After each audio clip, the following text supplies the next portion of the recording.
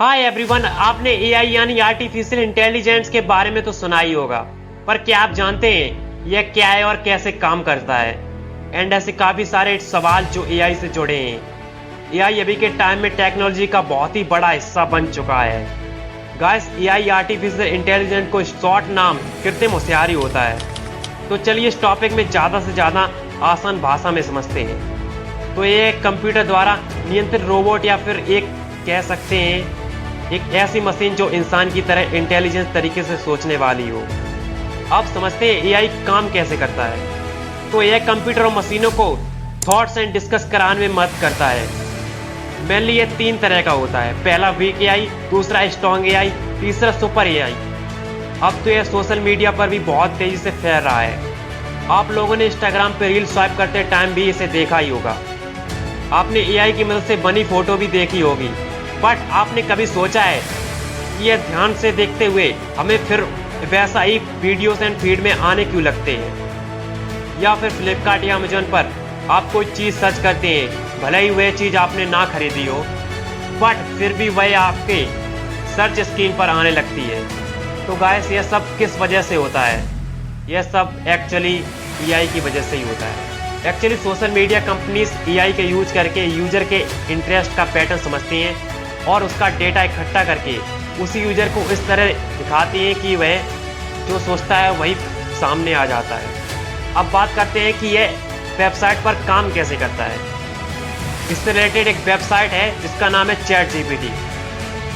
यह एक AI tool website है जो अभी काफ़ी चर्चा में है। सवाल का जवाब देने वाली काफ़ी तगड़ी वेबसाइट है।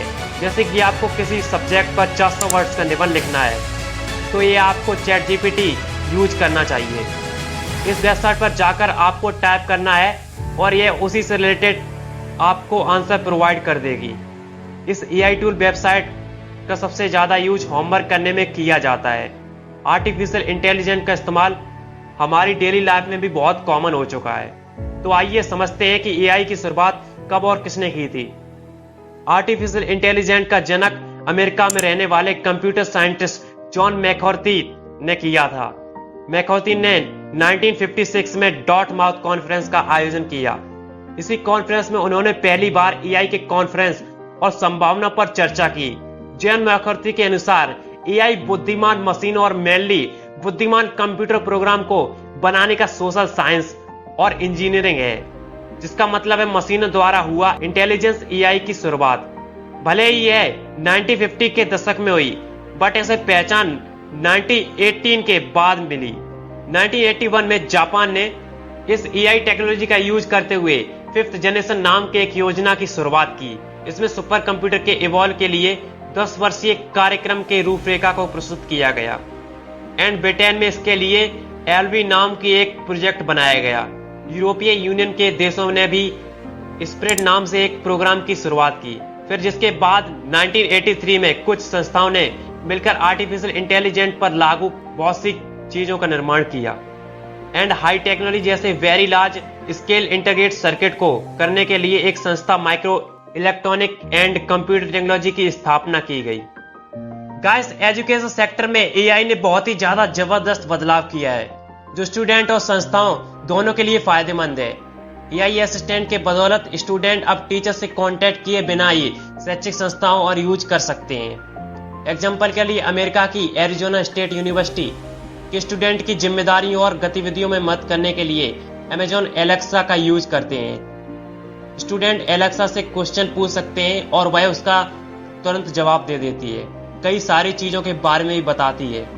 इस ग्रेडिंग प्रक्रिया को ऑटोमेटिक बनाकर शिक्षकों का समय बच सकता है, जिससे वे एजुकेशन को बेहतर बनाने के लिए दूसरे तरीकों पर काम कर सकते हैं। साइबर सिक्योरिटी में भी एआई जरूरत से ज्यादा फैल चुका है। साइबर सुरक्षा में एआई का यूज नेटवर्क ट्रैफिक में पैटर्न और विसंगतियों की पहचान करने के लिए ज्यादा से ज्यादा किया जा रहा है, ताकि संभवतः अटैक से बचा जा सके। यूज ऑथेंटिकेशन और धोखाधड़ी का पता लगाने में बहुत बड़ी मदद करता है। एआई के फायदे क्या हैं? एक्चुअली आर्टिफिशियल इंटेलिजेंस अलग अलग एरिया में तेजी से फैल रहे हैं और इससे कई सारे फायदे भी हैं। एआई की सबसे बड़ी खासियत ऑटोमेशन है। ऑटोमेशन से न केवल एरिया में उत्पादकता में वृद्धि होती है, बल्कि लीड्स में बेहतर सुरक्षा भी मिलती है। एआई बहुत सी चीज़ों में फायदेमंद बन रही है। तो चलिए अब जानते हैं एआई के नुकसान क्या हैं। आर्टिफिशियल इंटेलिजेंस के कई तरह से फायदे भी हैं, तो इसके कई तरह से नुकसान भी हैं। नौकरियां खत्म होने का खतरा। एआई में सभी कार्यों ऑटोमेटिक रूप से किए जाते हैं, जिससे कुछ उद्योगों में लोगों की नौकरियां जा सकती हैं, जैसे कस्टमर सपोर्ट के लिए बनाई गई चैटबॉट। अगर 100% सक्सेस होती है तो यह कंपनियां इसके लिए नौकरियां निकालना बंद कर देगी। इसी तरह का खतरा दूसरी कई नौकरियों में भी हो सकता है। सबसे ज्यादा खतरा फिल्मिंग और ग्राफिक डिजाइनिंग से जुड़े लोगों पर होगा, क्योंकि इस फील्ड में तेजी से एआई का यूज हो रहा है और इसके नतीजे भी आश्चर्यजनक हैं। फोटो एडिटिंग की दुनिया में एआई बहुत ही तेजी से फैल रहा है। फोटोशॉप ने भी एआई का यूज करते हुए जनरेटिव फिल्म नाम का एक एआई टूल तैयार किया है, जिसके नतीजे बेहद ही आश्चर्यजनक हैं। कुछ एआई टूल ऐसे हैं जो आपको किसी गाने में उसके बोल और उसका म्यूजिक अलग करके दे सकते हैं, जो कि एडिटिंग सॉफ्टवेयर में करना बहुत ही मुश्किल है। तो मैं उम्मीद करता हूं कि आर्टिफिशियल इंटेलिजेंस के बारे में जितना भी बताया गया है उससे आपको काफी सारी नॉलेज भी मिली होगी।